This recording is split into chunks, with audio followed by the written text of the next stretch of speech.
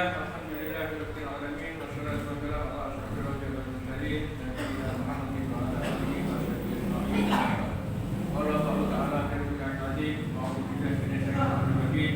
Bismillahirrahmanirrahim. Ya ayyuhalladzina amanu taqullaha wa tanzur nafsun ma qaddamat lighadin wattaqullaha innallaha khabirum bima ta'malun. Maka Nabi sallallahu alaihi wasallam menasihati Nabi faqad ahabbani wa man ahabba kana ma'al jannah. Atau kama qala Rasulullah sallallahu alaihi wasallam. Jamaah sebelum ibu-ibu, bapak-bapak yang dirahmati Allah, yang saya hormati, mari kita banyak bersyukur kepada Allah Subhanahu wa taala. Yang dengan syukur ini termasuk jalan-jalannya orang yang bertakwa kepada Allah Subhanahu wa taala. Salawat dan salam kita sampaikan kepada junjungan kita Nabi besar Muhammad sallallahu alaihi wasallam. Sahabat keluarganya, sahabatnya dan semua pengikutnya di Tuhan. Dan insya Allah kita akan menghadapi bulan Ramadan, maka kita persiapkan diri kita sebaik-baiknya. Jadi jangan nanti di bulan Ramadan amalnya terus. Artinya latihan dulu. Dilatih, ini ada waktu kurang lebih 16 hari atau 2 minggu, kita persiapkan. Baca-baca Al-Qurannya ditingkatkan, tidurnya ditingkatkan, peraturan ditingkatkan. Maka ketika nanti kita ke bulan Ramadan, mengamalkan itu sudah menjadi kebiasaan, tidak kaget. Bapak-bapak, ibu yang dirahmati Allah, di dalam menjalankan perintah Allah ini, itu penghadang utama, kendala utama, itu adalah apa yang ada di dalam diri kita sendiri, yaitu an-nafs. Ini penghalang paling besar. Jadi kekuatannya ini melebihi iblis. Setan masih kalah. Karena setan sendiri itu dikalahkan dengan nafsunya juga. Ya, ini perlu diwaspadai. Nafsu itu diletakkan sama Allah Subhanahu wa taala di dalam diri manusia. Maka dengan adanya nafsu ini ada potensi manusia itu berusaha memajukan dirinya menghadap beribadah kepada Allah, tapi juga ada potensi kejahatan. Ini nafsu. Hebat nafsu ini. Bahkan ada makhluk yang namanya iblis itu, Pak. Itu makhluk yang hidup di alam musyahadah. Ya, alam musyahadah itu alam yang sebetulnya iblis itu mengetahui yang gaib. Lain dengan kita kan belum kenal surga, neraka juga nggak tahu. Berdialog dengan Allah juga tidak pernah kita ini. Yang gaib-gaib itu mungkin pernah kita melihat, tapi jarang-jarang. Iblis itu hidup di alam musyahadah, di surga. Tetapi bagaimana iblis itu bisa menentang Tuhan? Karena apa? Nafsu. Wah, hebat nafsu itu luar biasa. Nah, ini perlu diwaspadai. Diletakkan di dalam diri manusia. Rasulullah Shallallahu Alaihi Wasallam ketika pulang dari perang Badar mengatakan bahwa kita ini pulang dari perang yang kecil menuju perang yang besar. Kaget, sahabat. Ya toh? Kaget. Perang Badar itu luar biasa, Bapak. Penderitaannya luar biasa. Bagaimana orang perang tidak ada persiapannya, senjatanya lemah, orangnya sedikit, ya kan? Melawan orang musuhnya jumlahnya banyak, senjatanya lengkap. Ini peristiwa yang besar. Tapi dikatakan oleh Kanjeng Nabi itu kecil. Yang besar itu nanti setelah kamu pulang menghadapi musuh sendiri, ada yang di dalam diri di dalam kita. Maka kenyataannya betul. Banyak orang-orang yang dia nanti malah menyalahkan setan, menyalahkan orang lain, padahal kesalahan dirinya sendiri. Nah, itu perlu kita sekarang ini akan menghadapi bulan Ramadan yang dimana di situ akan mendidik nafsu kita. Jadi nafsu ini dibunuh ya boleh. Dulu ada sahabat yang mengatakan, saya mau ibadah terus, saya mau mulai terus, saya mau puasa terus, saya mau hujan supaya ibadahnya lancar, tidak kawin. Kata Nabi tidak boleh. Saya ini malah ibadah ya tidur. Saya puasa, ya Senin Kemis, macam-macam. Tapi saya makan, iftar juga. Maka kamu tidak boleh. Saya juga menikah. Karena siapa tidak mengikuti sunnah itu, maka bukan golongan sunnah ayat sunnah itu akan ahaban. Sunnah nikah itu sunnah. Maka kalau seorang rijal tidak nikah, harus mengutarakan apa? Daruratnya itu apa? Daruratnya apa? Kalau tidak nikah itu kenapa?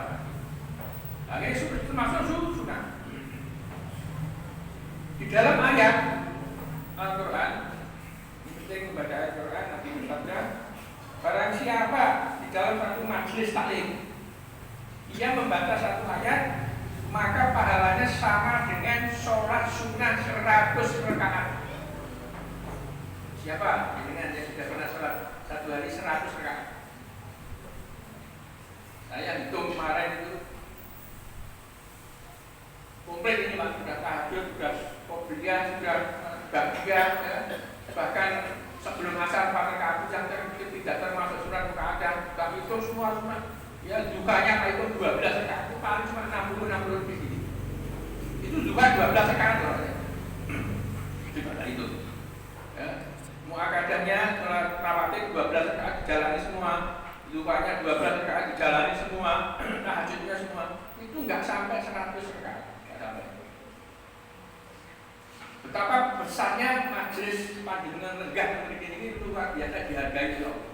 Sing sapa wong itu di majelis taklim membaca satu ayat sama dengan sholat sunnah 100 rakaat. Di mana baca mengenai yang berhubungan dengan nafsu. A'udzubillahi minasyaitonir rajim. Bismillahirrahmanirrahim. Wa ma ubari'u nafsi. Inna nafsa la amaratun bisu. Nabi Yusuf berkata bahwa saya ini sebetulnya tidak bisa lepas dari godaan nafsu. Ini Nabi ini, ya. Ini Rasul. Wa mau baru, saya tidak bisa lepas dari godaan nafsu. Karena apa? Inna nafsa la amaratun bisu. Nafsu itu punya karakter. Karakter itu sifat dasarnya itu. Memang itu memang dibuat. Selalu memerintahkan yang buruk-buruk, elek-elek. Itu sifatnya memang dibuat begitu sama Allah SWT. Illa man rahimah Rabbi, kecuali orang yang mendapat rahmat. Maka jangan terburu-buru menyalahkan Tuhan. Nah, itu dimasukkan ke dalam diri manusia, nanti manusia banyak yang sesat. Jangan dulu. Allah menyertai kepada hambanya yang berusaha untuk mengendalikan nafsunya, dibersertai Allah. Bagi Allah mudah, nafsu yang kita kan siapa? Allah kan? Nafsu yang menciptakan Allah. Tidak mungkin Khalid atau Allah itu kalah dengan nafsu, tidak mungkin. Maka barang siapa yang berusaha untuk mengendalikan nafsu Allah, dibantu oleh Allah, dibersertai oleh Allah Subhanahu wa Ta'ala. Ilamar rahimah Rabbi. Inna Rabbi la ghafurur rahim. Sesungguhnya Tuhan itu Maha Pengasih lagi Maha Penyayang. Kemudian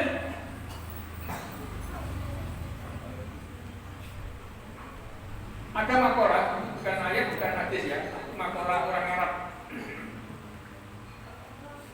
An-nafsu kautifal. Ini makolah ya, bukan hadis.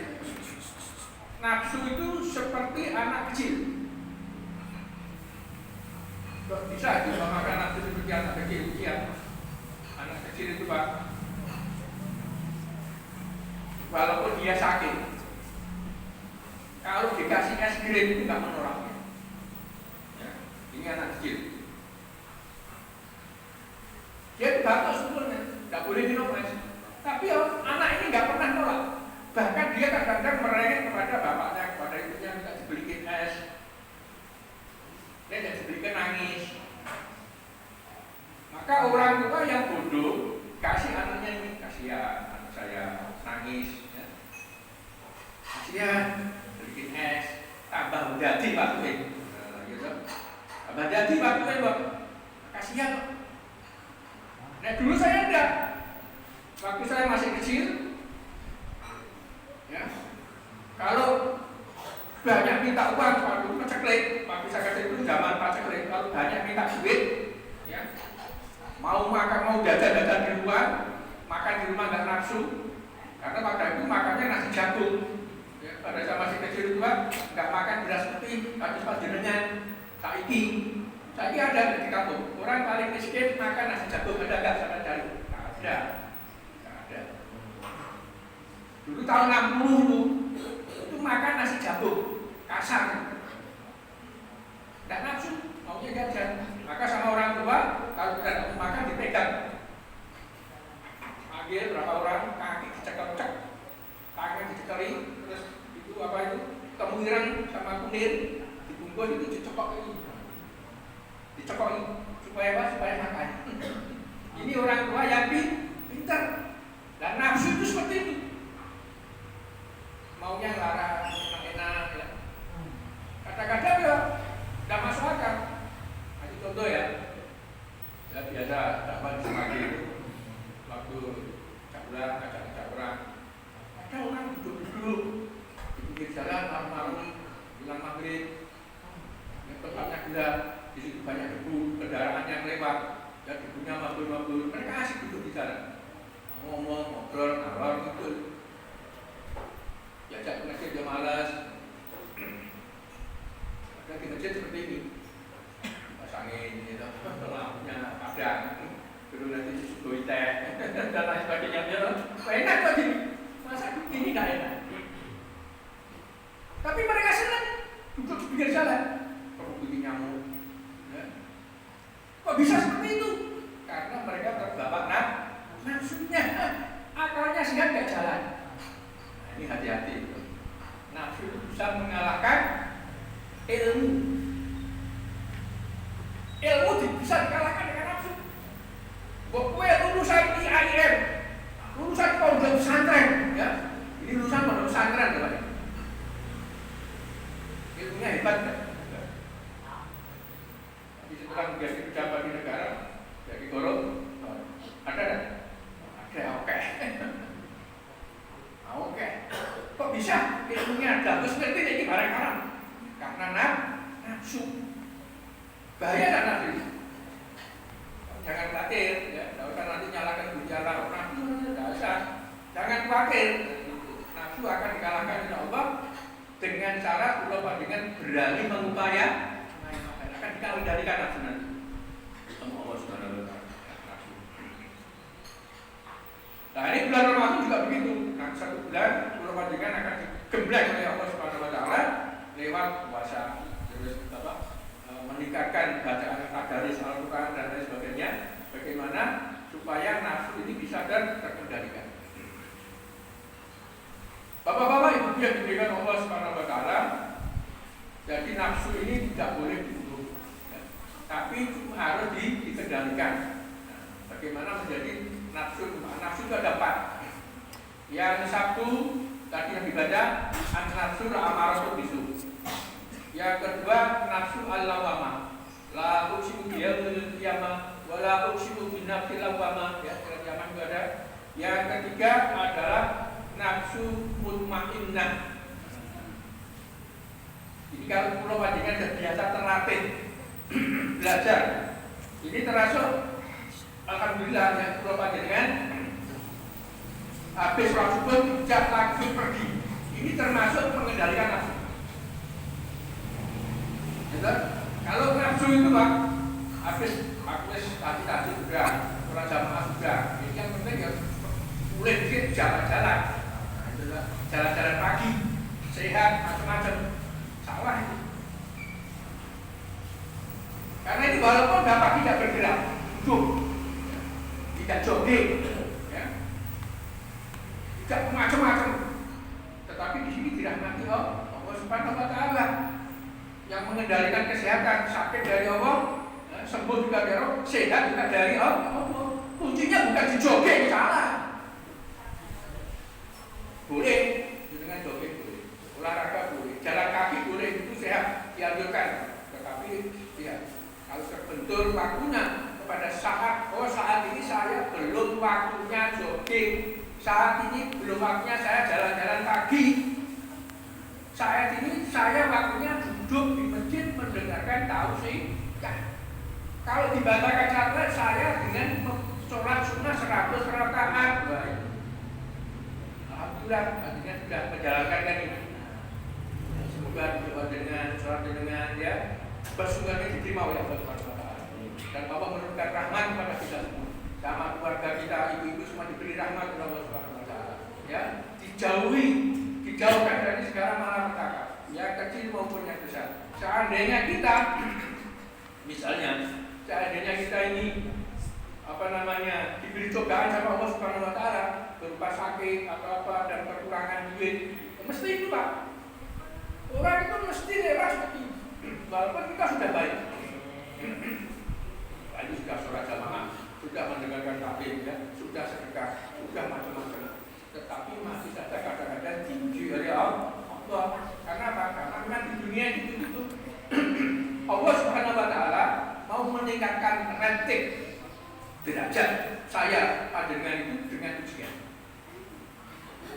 Sebagaimana firman-Nya, "A'udzubillahi minasyaitonir rajim. Wa lanabluwannakum bisyai'in minal khawfi wal ju'i wa naqsin minal amwali was thamarat wa basyiris sabirin." Sungguh, wa lanabluwannakum, sungguh kamu pasti saya uji. Kamu ulama kamu hafid Al-Quran ya, jago ibadah sudah baik, tetap kamu akan saya uji dengan berbagai macam ujian. Walaupun kita sudah orang jadi baik, sakit, kekurangan duit, kekurangan pangan, bingung, macam-macam. Untuk apa? Untuk ditingkatkan derajatnya oleh Allah. Adik-adik, mas-mas yang di SMA mau naik kelas 3 dari kelas 2 ke 2, diuji enggak? Ada ujian enggak? Ada kan? Mau naik kelas 3 diuji sama gurunya. Pentingnya ujian. Maka oleh karena itu, sebelum ujian datang, sebelum sakit datang, sebelum kekurangan duit datang, kekurangan pangan datang, mari kita banyak mendekatkan diri kepada Allah Subhanahu wa taala, menjadi orang yang baik. Ketika ujian datang, sakit datang, kekurangan duit datang, bingung datang, macam-macam datang kepada kita, karena sebelumnya kita sudah banyak mendekatkan diri kepada Allah, maka Allah akan bantu kula panjenengan dalam menghadapi ujian itu. Nah, itu jangan seperti Bani Israil. Kalau tak nanti. Bani Israil itu bukan orang kafir, orang Islam. Umatnya Nabi Musa ini Muslim, beriman kepada. Tapi bandel, suka melawan Rasul, melawan Nabi, ngeyel. Kalau sekarang tidak disebut Bani Israil, apa sebutannya sekarang? Orang Yahudi yang tinggal di Timur Tengah. Coba mereka punya kitab Taurat, tapi dirubah-rubah. Maka ketika mereka mendapatkan ujian, nggak lulus, apa nggak bantu? Nggak dibantu sama Allah, sehingga mereka dilaknat menjadi ketek. Dilaknat menjadi apa? Menjadi ketek. Hari Sabtu, hari Sabat, dino Sabtu tidak boleh bekerja. Ora itu mancing, ora itu jolo. Stop, ada. Ngeyel. Jadi sebelum pagi itu mereka masak bumbu karena yang dibakar mereka itu di pinggir laut. Ada yang melanggar jolo langsung terang-terangan dalam. Nggak lurus, dites nggak lurus. Caranya dites gini. Memang sengaja sama Allah itu.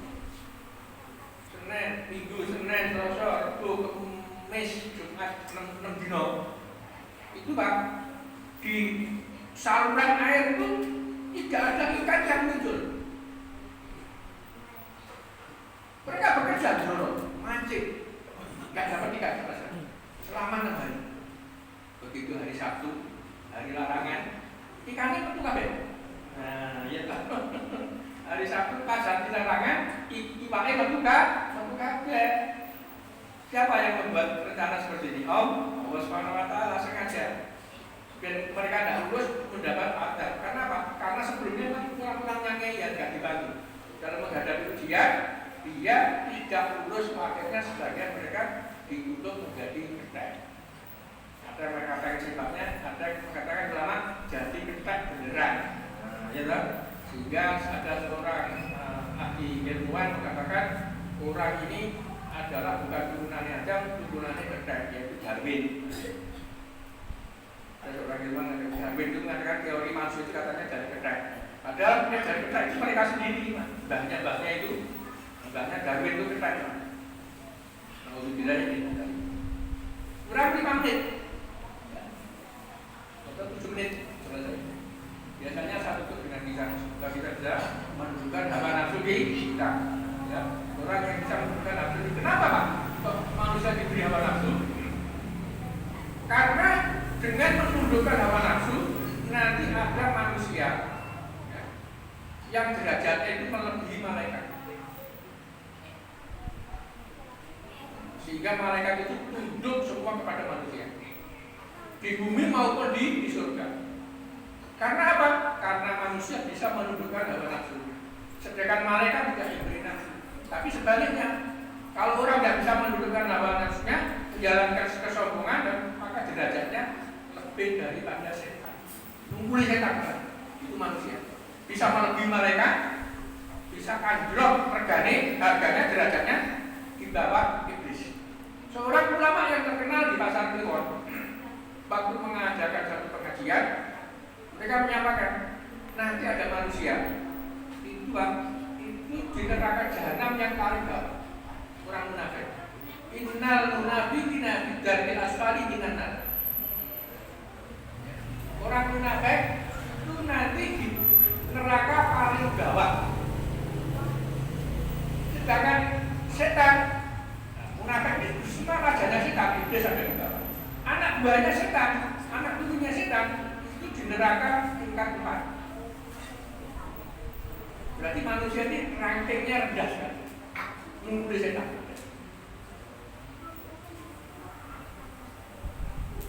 Maka pentingnya, semoga nanti kita bisa mengendalikan dan sampai bulan Ramadan sehingga kita termasuk orang-orang yang diangkat derajat kita oleh Allah Subhanahu wa taala. 5 menit lagi hisab. Bagaimana buruknya orang itu kalau menjadi orang fasik. Wong Islam yo sembahyang, yo ngaji, yo nek fasik. Melanggar aturan. Adab-adabnya tidak ada, akhlaknya tidak ada, ya. Kalau jualan itu dan sebagainya, itu namanya fasik. Tapi sholat jamaah, ngaji, ya, tapi tidak namanya fasik. Berarti imannya lemah. Nah, ini ada seorang wali, namanya Malik bin Dinar. Ini wali ini, katakan Malik bin Dinar. Tapi sebelumnya wali, dia ini seorang Islam yang nakal, kayak gini tuh. Jadi serok. Dia punya anak umurnya 2 tahun, jadi bikin dong. Anaknya ini, kalau bapaknya megang seloki, tampil, anak 2 tahun. Kemudian anaknya itu mati. Orang obat malah gaji, stres. Oh, anak lucu Pak, umur 2 tahun, lucu-lucu anak. Tinggal mati aja stres. Mobilnya gak banyak. Karena tidur dia mimpi.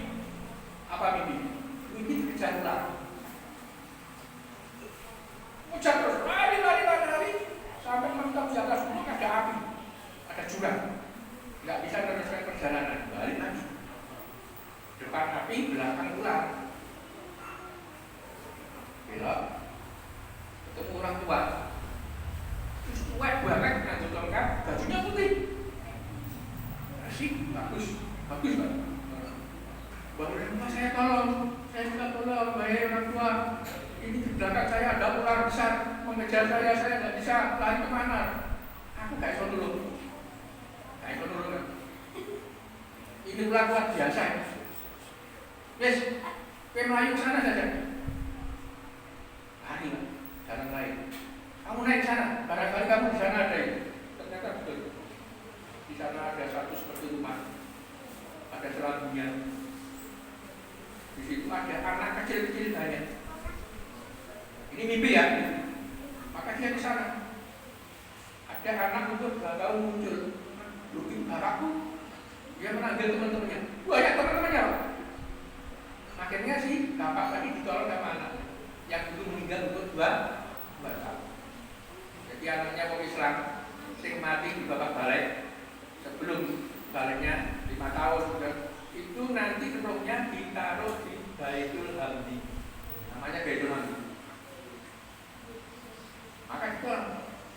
Maka dialog anak ini digendong sama bapaknya. Wah, kamu tempatku sini? Iya, saya ditemukan kamu di sini. Maka anak ini bisa baca ayat. Apa yang dibaca ayat sama anak yang umur 2 tahun? Ilaihina syaitan bismillahirrahmanirrahim. Alam ya'ni lilladzina amanu an takhsha'a qulubuhum lidzikrillah wa nazala minal haqq. Duh, nah, kowe kok bisa maca? Kamu ini bisa baca Quran? Bisa, saya diajari oleh artinya gini. Sampai kapan orang beriman itu mau jadi orang asik terus? Hatinya tidak takut kepada Allah Subhanahu wa taala. Alam ya'lamu amanu an tasabu bi dzikrillah. Wah, remuk Bapak. Wahai anakku, saya mau bertanya.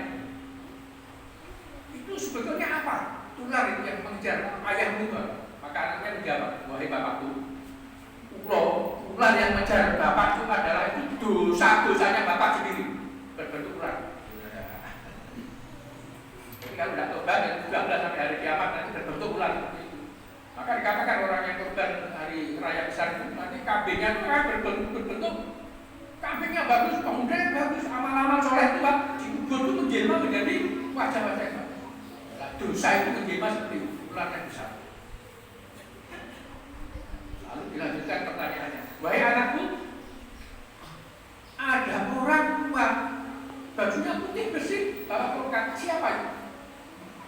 Hai bapakku, orang tua itu amal-amal bapak panjenengan, amalnya bapak tapi sedikit. Jadi beramalnya sedikit, bakhil, amal-amal berbentuk orang tua tapi lemah, tidak bisa menolong melawan dosa-dosanya. Dosanya berbentuk ular yang besar dan ganas, dan amalnya sedikit. Campur dengan kebajikan, walaupun sedikit dihargai loh, maka berbentuk orang tua bersih, pakai pakaian putih, tetapi tidak bisa menolong orang yang banyak dosanya timbangan gede. Dosanya oke, amalnya sedikit. Pak Aman sabar bahwa dinuhu bahwa binisati roh, wa amman khawfan mawajibahuluha. Jangan kaget nanti kalau ada orang Islam masuk neraka. Saking banyaknya diperingatkan majelis taklim dan mau duduk jika ngeyel dosa terus dapat tobat mati dalam keadaan dosanya banyak maka hidupi neraka naudzubillah min dzalik. Semoga Allah menyelamatkan kita dari azab dunia maupun azab akhirat. Allah merahmati kita semua, dijauhkan dari bala-bala yang kita tidak bisa menangkalinya, dibantu oleh Allah dalam kehidupan kita sampai nanti di akhir barokah dalam husnul khotimah. Ini majelis ini mungkin yang untuk besok ini Pak. Jadi ibu saya mohon maaf ya, dari ada kesalahan atau suara-suara yang keras dan sebagainya mungkin khasnya begitu ya. Mungkin ada bapak yang kurang senang, ibu yang tidak tersinggung dan saya tidak sengaja maka mohon saya dimaafkan. Semoga kita diberkahi dalam 2 minggu ini dan kita disampaikan kepada bulan Ramadan dalam keadaan dibantu oleh Allah. Subhanallah wa bihamdika asyhadu an la ilaha illa anta astaghfiruka wa atubu ilaik. Wassalamualaikum